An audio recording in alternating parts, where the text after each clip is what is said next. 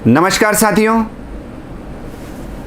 उत्तर प्रदेश से जो प्रवक्ता की जो विज्ञप्ति निकली हुई है उत्तर प्रदेश माध्यमिक शिक्षा सेवा चयन बोर्ड से, उसमें भाग लेने वाले जितने भी प्रवक्ता भर्ती के अभ्यर्थी हैं उनको मैं राजेंद्र पंचोली ई जैनित जयपुर से शुभकामनाएं प्रेषित करता हूं तथा उन्हें मार्गदर्शन देना चाहता हूं कि ये जो विज्ञप्ति निकली हुई है, जो कि हमारे बालक वर्ग में ये विज्ञप्ति, बात करते हैं बालक वर्ग की, तो बालक वर्ग में ये 363 पदों पर निकली हुई है।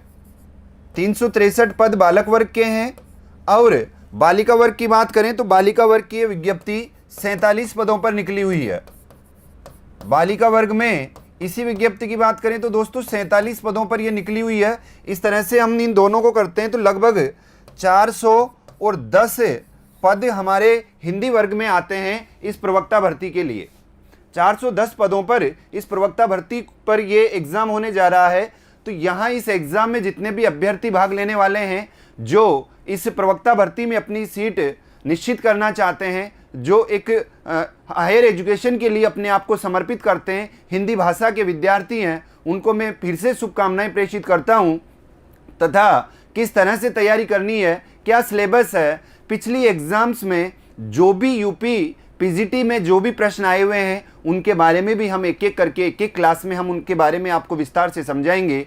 तो क्या है सिलेबस, किस तरह से हमें तैयारी करनी है, किस तरह से हमें इस एग्ज़ाम को क्रैक करना है, उस सभी रणनीतियों पर हम बात करने वाले हैं।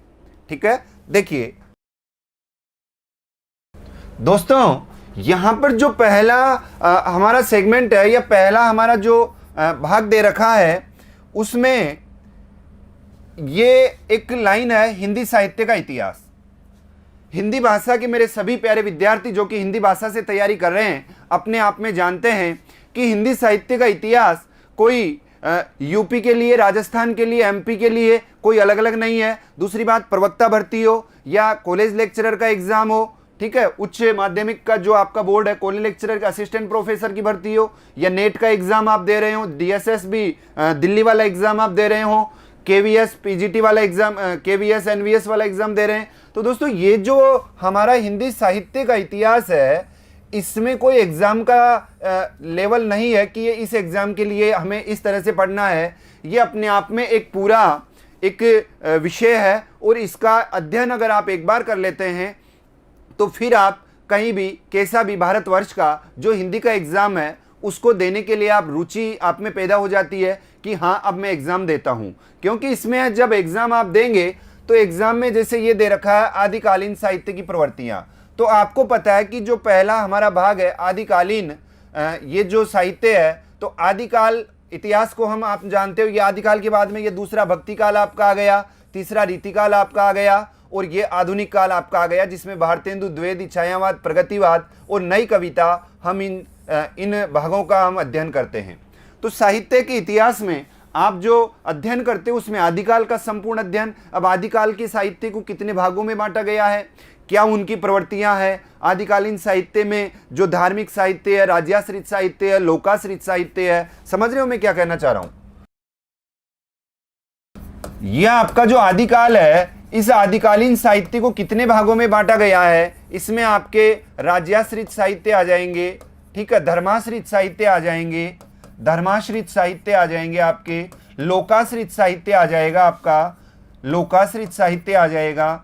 ठीक है दोस्तों, तो यहाँ पर लोकाश्रित साहित्य में आपको क्या पढ़ना है, गद्य और पद्य, फिर इसके दो भाग हो जाते हैं, लोकाश्रित गद्य साहित्य, लोकाश्रित पद्य साहित्य। आपका जो धर्माश्रित साहित्य है ये 3 भागों में आपके आगे जाकर के बढ़ जाता है, 3 भागों में, सिद्ध, सिद्ध, नाथ, नाथ और जैन, सिद्ध, नाथ, जैन। जो राज्याश्रित साहित्य है ये आपके जैन साहित्य हो जाता है और अपभ्रंश साहित्य हो जाता है। अपभ्रंश भाषा का जो साहित्य है जिसमें आप स्वयंभू पढ़ते हैं, पुष्यदंत पढ़ते हैं, इसके अलावा आप धनपाल पढ़ते हैं, अब्दुल रहमान पढ़ते हैं, ये जो कवि हैं ये आपके अपभ्रंश भाषा के स्पेशल कवि आ जाते हैं। जबकि जैन साहित्य में आपके जैन साहित्य की रचनाएं आती है जो कि धर्म से संबंधित है। आदिकाल की प्रवृत्तियां आपको पढ़नी है कि आदिकाल में आदिकाल का जो हिंदी का प्रारंभिक समय सीमा है आदिकाल की पृष्ठभूमि है, आदिकाल का पहला कवि है, आदिकाल के पहले कवि के साथ में आदिकाल का प्रथम ग्रंथ है, आदिकाल का प्रथम महाकाव्य है, आदिकाल की जो भी विशेषताएं हैं वो सारी आपको पढ़ करके किस तरह से ये साहित्य लिखे गए, इसके बाद इसमें क्या परिवर्तन हुआ, सिद्धों के बाद में नाथ क्यों आए, ऐसी कौन सी परिस्थितियां बनी थी कि कुछ सिद्ध कन्वर्ट होकर के नाथ बने, जिनमें से आपके जो मत्स्येंद्र नाथ है, गोरखनाथ है, वो एक सिद्ध होते हुए नाथ संप्रदाय में क्यों वो आए। तो वो सारी चीज़ें यहाँ पर आप पढ़ते हो। गद्य साहित्य और पद्य साहित्य में आपके जो लौकिक साहित्य है, जिसमें आपके लोक कथाएं हैं, लोक नायक नायिकाएं हैं, इनका आप वर्णन करोगे। तो इस तरह से आदिकाल का विस्तृत वर्णन करने के बाद में जब हम आगे बढ़ते हैं तो हमारा जो दूसरा भाग आता है वो आता है भक्ति काल। ठीक है दोस्तों, भक्ति काल की बात करते हैं तो देखिए भक्ति काल में यहाँ पर आपको मोटे रूप से आपको जो पढ़ना है वो क्या है कि भक्ति काल की आपकी 4 धाराएं हैं। भक्ति काल की आपने कितनी धाराएं हैं दोस्तों? 4 धाराएं हैं। इन 4 धाराओं में आपको पता है कि जो पहली धारा है वो कौन सी है? निर्गुण भक्ति काव्य। निर्गुण भक्ति काव्य आपके भक्ति काल का जब अध्ययन करते हो तो निर्गुण भक्ति काव्य पढ़ते हो, जिसमें आपको इन धाराओं को इस तरह से बांटा गया है। निर्गुण भक्ति में आप पढ़ते हो संत काव्य परंपरा, संत काव्य परंपरा, और यहां पर आप पढ़ते हो सूफी काव्य परंपरा। सूफी काव्य परंपरा, यहां पर संत कौन है, क्या संतों की विशेषताएं हैं, क्या संतों की प्रवृत्तियां हैं, इनकी जो मुख्य शिक्षा व सिद्धांत है वो क्या है, किस संत से, जैसे कबीर है, कबीर साहित्य में क्यों महत्वपूर्ण है? इतना ही जरूरी नहीं है कि हमने कबीर का जन्म याद किया, माता पिता याद किया, पुत्र पुत्री याद करें, तो यहाँ पर ये चाहिए पर्याप्त नहीं है। कबीर का क्यों साहित्य में महत्वपूर्ण स्थान है, उनकी भाषा शैली क्या है, कबीर के साहित्य का कला पक्ष क्या है, कबीर के साहित्य का बाहुपक्ष क्या है। दोस्तों इन सभी बातों पर हमें विचार करना है, इन सभी बातों को आपको लेकर चलना है। एक गंभीर साहित्य का विद्यार्थी आपको बनना है, तब जाकर के आप उत्तर प्रदेश का जो प्रवक्ता भर्ती का जो एग्ज़ाम है, इसके साथ आप फ्रेशर हो तो भी कोई दिक्कत नहीं है, आप सीनियर हो, तैयारी करते हुए आप सीनियर हो गए, 2-4 एग्ज़ाम आप दे चुके तो भी कोई दिक्कत नहीं है। अपनी तैयारी को वापस पुनः सुनियोजित करके इस तरह से आप तैयार करिए कि इसके साथ में आप भारतवर्ष का कोई सा भी आप हिंदी भाषा का यदि एग्ज़ाम देते हैं तो आप अपने आप पर गर्व महसूस करते हैं कि मैं एक हिंदी भाषा का विद्यार्थी हूँ, और मेरा कोई सा भी कहीं का भी एग्ज़ाम ले लीजिए, ज़्यादा से ज़्यादा हिंदी में कोई विशेष परिवर्तन नहीं होता। कवियों की रचनाएं अलग दे देते हैं उच्च स्तर पे कि कहाँ पे कौन सी रचना लगा दी आपके, किस तरह रचनाओं का नाम परिवर्तित कर देते हैं। जैसे मीरा पदावली की जगह मीरा मुक्तावली कर दी, घनानंद कवित की जगह बिहारी सारस्वती कर दी, तो यहाँ पर कुछ रचनाएं परिवर्तित कर देते हैं। तो वो जिस सिलेबस में जो रचना लगी हुई है उस सिलेबस को आप पढ़ लीजिए, उस रचना को पढ़ लीजिए। लेकिन जो हिंदी का जो 90% भाग है, जिसमें हिंदी साहित्य का इतिहास है, हिंदी भाषा एवं व्याकरण है, हिंदी भाषा विज्ञान है, काव्य शास्त्र जिसमें भारतीय और पाश्चात्य दोनों काव्य शास्त्र आ जाती है, तो यहाँ पर ये जो सारा पोर्शन है, ये जो सारा भाग है, ये तो एक निश्चित है ना। तो यहाँ पर इसको मजबूत करिए, जिस एग्जाम में जो रचना लगी हुई है उसको अलग से तैयार करिए। तो ये यहाँ पर अपन बात करते हैं इसके मेजर भागों की। सूफी काव्य में आपको पता है जो भी सूफी काव्य की प्रवृत्तियाँ हैं, उन प्रवृत्तियों को हम ध्यान से पढ़ेंगे। उन प्रवृत्तियों के साथ में जो सूफी संत कवि हैं, सूफी कवि हैं, उन सूफी कवियों के बारे में एक-एक के बारे में हम अध्ययन करेंगे। सूफी में जैसे जायसी है, तो जायसी में आपके पद्मावत जायसी की पहचान है। पद्मावत क्यों महत्वपूर्ण है, क्यों उसका वियोग वर्णन दूसरे कवियों के वियोग वर्णन से भिन्न है। बिहारी के वियोग वर्णन में केवल एक बहुत ज़्यादा ऊंच नीच पाई जाती है, लेकिन जो वास्तव का जो वियोग वर्णन है, एक बनावटीपन है बिहारी के वियोग वर्णन में, बिहारी की जो नायिकाएं हैं उनमें। लेकिन जायसी ने जो नागमती वियोग खंड में वर्णन किया है, उस नागमती वियोग खंड का वर्णन हिंदी साहित्य में एक बहुत महत्वपूर्ण स्थान रखता है और सभी वियोग वर्णों से अनन्य स्थान रखता है। क्योंकि जो जायसी है वो कहते हैं कि मैंने अपने रक्त रूपी आंसुओं से इस कविता को सींचा है, इस कविता को मैंने अपने रक्त रूपी आंसुओं से सींचा है। नागमती के वियोग वर्णन में जब नागमती रतन सेन की खोज के लिए जाती है तो वो कहती है कि नागमती पुनः फिर डोला, आधी रात विहंगम बोला। आधी रात में पक्षी और प्रकृति भी नागमती की वियोग व्यथा देख करके कुलबुला उठते हैं, व्याकुल हो जाते हैं। ऐसा वहाँ पर बिहारी में नहीं पाया जाता। बिहारी का वियोग वर्णन थोड़ा अलग तरीके का है, वहाँ गंभीरता नहीं है, वहाँ अंतरतम में जो हृदय की जो व्याकुलता है, जो छटपटाहट है, वो बहुत कम है। ठीक है, वहाँ पर बहुत ज़्यादा अतिशयोक्ति है, तो वो वास्तव में हृदय को छूने वाला नहीं है। आपको आपका दिल तो हिला देगा कि वाह क्या बात कही है बिहारी ने, लेकिन जो हृदय की दर्द भरी जो गहराई है उसमें नहीं उतर पाता। वो नागमती का वियोग वर्णन वहाँ पर उतरता है। आधुनिक ये निर्गुण के बाद में यहाँ पर हम दूसरी इसकी बात करें, भक्ति काल में आपको पढ़ना है सगुण है, और सगुण जो भक्ति धारा है, इस सगुण की हम बात करते हैं तो आपको पता है कि यहाँ पर कृष्ण काव्य धारा है, जिसमें आप कृष्ण काव्य के जितने भी अष्टछाप हैं, अष्टछाप पढ़ते हैं, जितने भी कवि हैं उनका वर्णन करते हैं। कृष्ण भक्ति के जितने भी संप्रदाय हैं उन संप्रदायों को आप यहाँ पर पढ़ेंगे, उन दर्शनों को आप यहाँ पर पढ़ेंगे, और यहाँ पर आपका जो है ये राम भक्ति काव्य आ जाता है, जिसमें तुलसी बाबा के साथ में जो भी राम भक्ति की रचनाएं हैं उनका आप अध्ययन करते हैं। ठीक है, तो यहाँ पर भक्ति काल में ये सारा अध्ययन करने के बाद में भक्ति काल से बनने वाले प्रश्नों को आप पूरे आत्मीयता के साथ में, आत्मविश्वास के साथ में हल करने बैठते हैं तो आपका अच्छा परिणाम आएगा और आता है। ठीक है, आगे हम बात करते हैं, तीसरा जो आपका भाग है वो कौन सा है दोस्तों? रीति काव्य। रीति काव्य में देखो यहाँ पर ही दे रखा है, एक तो आपकी रीतिबद्ध काव्य धारा है, रीति मुक्त काव्य धारा है, रीति सिद्ध काव्य धारा है। रीति काल क्यों आया? भक्ति काल जब अपने सही स्वरूप में चल रहा था तो क्यों ऐसी क्या परिस्थिति आन पड़ी कि आपका रीति काल आया, भाषा में परिवर्तन हुआ, लिखने की जो शैली बदली, कवियों का जो लिखने की विषय वस्तु थी, कथानक था, वो बदला, तो क्यों आया यहाँ पर आपका रीति काव्य? ठीक है, यहाँ पर इसके बारे में अध्ययन करते हैं, विस्तृत रूप से प्रवृत्तियों के बारे में पढ़ते हैं।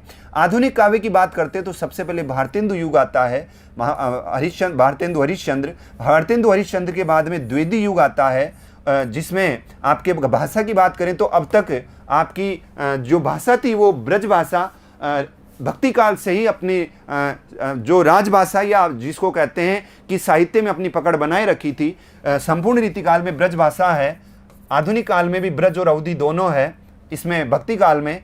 लेकिन भारतेंदु युग में जब हम आते हैं तो भारतेंदु युग में आते आते जो आपकी गद्य है, गद्य और पद्य दो चीज़ें हैं, तो वहाँ पर आपकी गद्य में खड़ी बोली स्थापित हो जाती है, लेकिन पद्य में अभी भी ब्रज भाषा ही है। और द्विवेदी युग जैसे ही आता है तो गद्य और पद्य दोनों में खड़ी बोली अपना स्थान बना लेती है।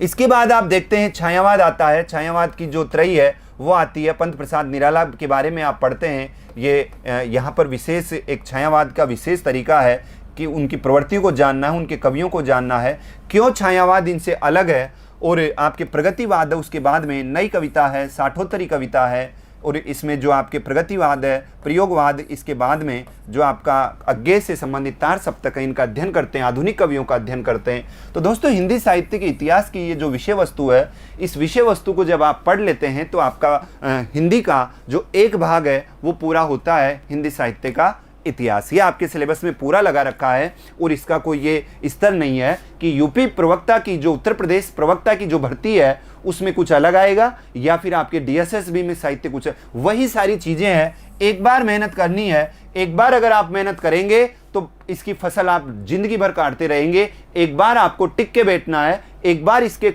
संपूर्ण जो अध्ययन करने का जो तरीका है उसके बारे में आपको जांचना है, अपने नोट बनाने हैं, खुद के नोट्स बनाने हैं, और अपने हाथ से ये सारी मेहनत करनी है, तैयार करना आपको।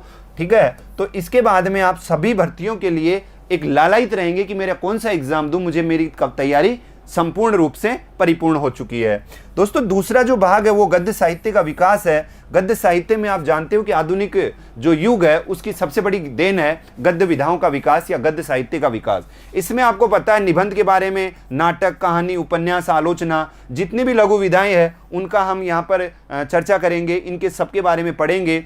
हिंदी साहित्य में पहली कौन सी है, दूसरी कौन सी है, आधुनिक ढंग की कौन सी है, मौलिक कौन सी है, जितने भी रचनाओं में पृष्ठभूमि से लेकर के प्रश्न बनते हैं वो सारा यहाँ पर, ये भी एक अपने आप में बहुत बड़ा भाग है। और दूसरी जो यूनिट है, दूसरा जो भाग है उसमें गद्य साहित्य का विकास आता है। आगे यदि हम बात करें तो देखिए काव्य शास्त्र है। काव्य शास्त्र में आपके देखो काव्य शास्त्र के अवयव दे रखे हैं, भेद दे रखे हैं, रस, छंद, अलंकार, काव्य गुण, काव्य दोष, शब्द शक्तियां। ज़्यादा भाग नहीं है, आपके रस है, छंद है, अलंकार है, तीन तो ये बड़े बड़े जिनसे हिंदी साहित्य का विद्यार्थी डरता है, तो यहाँ पर तीनों ही चीजें हैं। और काव्य गुण, काव्य दोष, ये ज्यादा बड़े टॉपिक नहीं है, शब्द शक्तियां छोटी छोटी टॉपिक हैं, अवयव है काव्य शास्त्र के और भेद है। तो यदि हम कड़ी से कड़ी जोड़ करके क्रम से, जैसे काव्य शास्त्र के जितने भी आचार्य हैं, पहला प्रश्न तो आपका यही बन जाता है कि काव्य शास्त्र के जितने भी आप आचार्य सुनते हैं, उनका नाम सुनते हैं, तो पहला प्रश्न यही बन जाता है कि उन आचार्यों का क्रम से जमाइए। जब हम उन आचार्यों को क्रम से जमा लेते हैं तो हमारी लालसा बढ़ जाती है कि इस आचार्य के बारे में क्या है, कौन सा आचार्य 9वीं सदी का है, कौन सा आचार्य 10वीं सदी का है, कौन सा आचार्य 11वीं 12वीं सदी का है। तो वहाँ पर जब हमारे फाउंडेशन मजबूत हो जाता है, हमारी नींव भर जाती है, तो हम और ज़्यादा आक्रामक हो जाते हैं हिंदी के प्रति कि अब क्या पढ़ूं, अब मेरे पास क्या मैटर होना चाहिए, ये सारा मुझे आ गया। तो हमारा आत्मविश्वास बढ़ता है, हमें लगता है कि हम पढ़ रहे हैं, हमारा जो आत्मविश्वास है वो जागता है और हम अपने विषय के प्रति रुचि बढ़नी है, हमारी रुचि बढ़ने लगती है हमारे विषय के प्रति। और वो जो रुचि है ना, वही एग्जाम में आपको जीत दिलाती है, जो बिना रुचि के मरे मन से और एक दबाव में कि हाँ मुझे प्रवक्ता का एग्जाम निकला है उत्तर प्रदेश में, मेरे को फॉर्म भर दिया गया है, चलो बुक से ले आया एक दो, कर रहे हैं। इस तरह से काम नहीं होने वाला।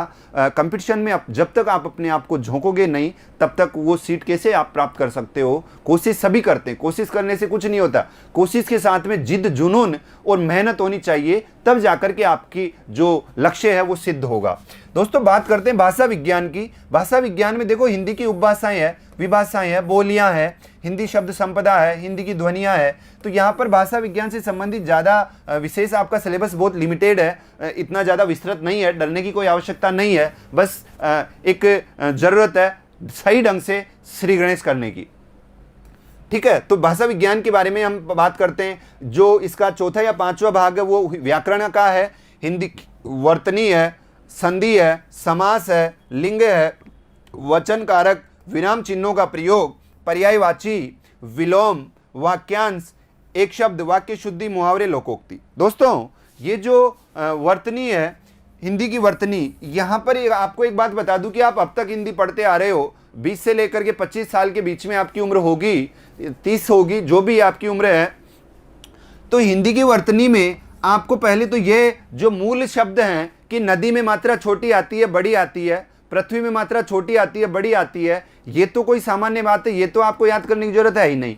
ऐसे टेक्निकल जो शब्द हैं जहां पर हम आम बोलचाल की भाषा में भी उसे गलत कर बैठते हैं, आम बोलचाल की भाषा में हमें उसे स्वीकार भी नहीं करते कि वास्तव में ये सही है या गलत है। उदाहरण के लिए जैसे ये हिंदी की वर्तनी आई, तो यहाँ पर मैं आपको बताऊं कि जैसे ऋषिकेश है, ऋषिकेश, अब ऋषिकेश आप यही लिखते हुए देखते हो, ज़्यादा से ज़्यादा आप ये देखे होंगे ऋषिकेश, ऋषिकेश बड़ी मात्रा, क्योंकि अपन रोड पे जाते हैं तो बड़े बड़े होर्डिंग्स पे भी ये लिखा रहता है ऋषिकेश 100 किलोमीटर, ऋषिकेश 200 किलोमीटर, अखबार या पत्रिका जो भी आती है उसमें यही लिखा रहता है, ठीक है। लेकिन क्या कभी आपने ऐसा ऋषिकेश लिखे हुए देखा है?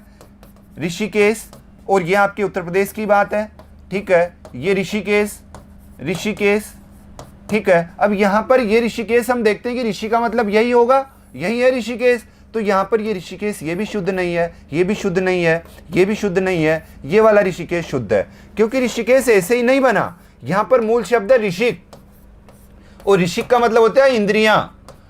ऋषिक का मतलब क्या होता है? इंद्रियां। और इंद्रियों को ईश का लास्ट में क्या बचा? ईश बचा। तो ईश मतलब स्वामी। तो यहाँ पर जो शब्द बना वो बना ऋषिकेश, अर्थात इंद्रियों को वश में करने वाला जो एक स्वामी है उसे हम ऋषिकेश कहेंगे। तो यहाँ पर भगवान विष्णु का पर्यायवाची है ऋषिकेश। अब यहाँ पर ऋषिकेश में मूल शब्द ये है, ऋषिकेश ये शुद्ध है, लेकिन हर जगह अखबार में आप पढ़ोगे तो आपको ये मिलेगा, होर्डिंग्स पे आप पढ़ोगे तो ये मिलेगा, आम बोलचाल के व्यवहार में यही समझ में आता है। इसे कहते हैं वर्तनी शुद्धि, अर्थात जो आप लिख रहे हैं उसमें कहाँ तक शुद्धता है, कहाँ तक वो है, उसके बारे में हम सामान्य शब्दों को, और प्रश्न एग्जाम में वही आता है जो आप डेली आम बोलचाल की भाषा में प्रयोग करते हैं। एग्जाम में कोई इतना बड़ा कोई सर्च होकर के गूगल पे कोई ऐसा शब्द नहीं आता जिसका आपने ज़िंदगी में नाम तक नहीं सुना और वो वर्तनी में पूछ लिया, आपको पता ही नहीं है कैसे लिखा जाता है। जो अब तक आप 25 सालों से यूज करते आ रहे हैं, जो दैनिक बोलचाल में आप काम में लेते हो, वही शब्द आपकी वर्तनी शुद्धि में पूछे जाते हैं, है ना। तो गौर, बस तरीका चाहिए पढ़ने का, पढ़ाई कोई नई चीज़ नहीं है, पढ़ते आप आए हो, बस सही ढंग से रणनीति और सही ढंग से उसको तरीके से हम पढ़ते हैं, ज्ञान को विज्ञान बना करके पढ़ते हैं, तो हमें अपनी सफलता हासिल होती है। ज्ञान बिखरा पड़ा है, विज्ञान का मतलब होता है विशेष ज्ञान, विशेष ज्ञान मतलब क्रमबद्ध ज्ञान, विज्ञान में आप देखिए जो भी कार्य होते हैं, जो भी प्रयोग होते हैं, स्टेप बाय स्टेप होते हैं कि इस कड़ी के बाद में ये किया, इसके बाद में ये किया, इसके बाद में ये किया, तब जाकर के फाइनल वस्तु सामने आई। तो वहां विज्ञान है, वो विशेष है, स्टेप बाय स्टेप है, कड़ी के बाद कड़ी जुड़ी हुई है। वैसे ही कड़ी के बाद कड़ी जोड़ करके आप हिंदी को पढ़िए ना, ताकि भूलोगे ही नहीं। तो हिंदी का अध्ययन भी विज्ञान के तरीके से करिए, ज्ञान प्राप्त मत करिए, बिखरे हुए मत पढ़िए, कड़ी से कड़ी जोड़ करके पढ़िए कि इसके बाद मैंने ये किया, इसके बाद ये किया। अपने आप सारी हिंदी आपके विवेक में, आपके दिमाग में स्थायी हो जाएगी। बात करते हैं आगे। ये सारे व्याकरण से संबंधित टॉपिक है, सारे व्याकरण से संबंधित टॉपिक बड़े इंटरेस्टिंग तरीके से, बड़े अच्छे तरीके से आपको पढ़ाए जाएंगे। आगे बात करते हैं हम। देखिए संस्कृत साहित्य का यहाँ पर आपका भाग है, जिसमें आपके संस्कृत साहित्य के प्रमुख रचनाकार, उनकी रचनाएं हैं, ठीक है, जिसमें भास है, कालिदास है, भारवी है, माघ, दंडी, बहुभूति, हर्ष, मम्मट, ये आपके कुछ 5 या 6 इस तरह से ये बड़े संस्कृत के कवि हैं। तो इनका सामान्य जन परिचय, इनकी पुस्तकों का क्रम कि कौन सी पुस्तक किसकी है, पुस्तकों की भाषा, ठीक है, मेजर जो आपको जिस तरीके से नोट्स बनाने, इनकी पुस्तकों का क्रम, इनका जन्म परिचय, जीवन परिचय, इनकी पुस्तकों की भाषा और पुस्तकों की विषय वस्तु क्या है, कौन सी पुस्तक में किस बारे में वर्णन है, साहित्य में उसका क्या महत्व है, क्यों वो संस्कृत साहित्य में स्थान रखती है या क्यों वो पुस्तक हिंदी साहित्य में स्थान रखती है, उसके बारे में आपको थोड़ा सा जानना है। एक विशेष बात और जाननी है कि उस पुस्तक के बारे में हिंदी के जो आलोचक हैं या संस्कृत के जो आलोचक हैं, उस पुस्तक के बारे में उन्होंने क्या टिप्पणी की है, वो टिप्पणियाँ भी आपको पूछी जाएगी और वो भी आपको याद करनी है। फिर बात करते हैं व्याकरण की। तो यहाँ पर जिसको हिंदी ग्रामर या संस्कृत की कोई ज़्यादा विशेष अंतर नहीं है, ये छोटा पोर्शन है, ज़्यादा कोई बड़ा पोर्शन नहीं है। तो यहाँ पर इसका जो ये धातु रूप वगैरह, काल अनुवाद जिसके संस्कृत है और आपकी अहर्ता में भी संस्कृत है, तो संस्कृत तो आपको परिचय है ही, आपकी लगातार आप बने हुए उससे जुड़े हुए हो। तो ये थोड़ा सा संस्कृत साहित्य हट करके है, तो इससे आप जुड़े हुए हो, तो मुझे उम्मीद है इसमें भी ज़्यादा दिक्कत नहीं होने वाली। अब दोस्तों मैं आपसे बात करूंगा एक एक क्लास में इसके सिलेबस के प्रश्नों को लेकर के। वो मेरा उद्देश्य ये है कि जैसे हमारा पहला भाग है हिंदी साहित्य का इतिहास, हिंदी साहित्य का इतिहास हमारा पहला भाग है, जिसको आप अच्छी तरह जानते हैं, साहित्य में महत्वपूर्ण स्थान रखता है। तो देखिए ये वाला जो पहला भाग है, इससे संबंधित फिर मैं बात करूंगा दूसरे भाग की कि गद्य साहित्य का विकास से संबंधित जो प्रश्न आए हैं। आपके उत्तर प्रदेश के जितने भी एग्जाम्स हुए हैं, आपके पीजीटी का एग्जाम्स हुआ है, वो कब कौन से सन में कहाँ से प्रश्न उठाए गए हैं, किस पैटर्न पे किस तरीके से प्रश्न पूछे गए हैं, वो सारा मैं आपसे चर्चा करने वाला हूँ। एक एक प्रश्न का मैं उस एग्जाम्स में उठाए गए प्रश्नों की आपसे चर्चा करने वाला हूँ। मुझे समझने का प्रयास करिएगा, प्रश्नों की प्रकृति को समझने का प्रयास करिएगा और बिल्कुल आप उसमें से काफ़ी कुछ सीख भी सकते हैं। अपनी नोटबुक आप लेके बैठिएगा कि उस प्रश्न से संबंधित कोई महत्वपूर्ण बात आपको अच्छी लगे तो वो नोट करिए और जुड़िए मेरे साथ। देखिए बात करते हैं हम पहले वाले सेगमेंट की, जिसमें है हिंदी साहित्य का इतिहास।